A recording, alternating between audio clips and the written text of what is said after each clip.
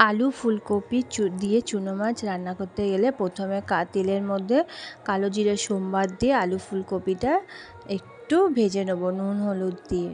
তারপর ভাজা হয়ে গেলে পেঁয়াজ কুচি লঙ্কা কুচি দিয়ে দেবো, তারপর টমেটো কুচি দিয়ে দেবো, একটু নেড়ে চেড়ে আর মশলা জিরে গুঁড়ো আর লঙ্কার গুঁড়ো, যেই সবজিটা ভাজা ভাজা হয়ে যাবে মশলাটা দিয়ে দেবো, দিয়ে হালকা জল দেবো, বেশি জল দেবো না। এবার হালকা জল দিয়ে নেড়ে ছেড়ে আর আমি চুনো মাছটা আলাদা ভেজে রেখেছিলাম ওটা ওই মধ্যে দিয়ে দেবো, ব্যাস। এইবার মাছটা আর সবজিটা যে সেদ্ধ হয়ে যাবে পরিমাণ মতন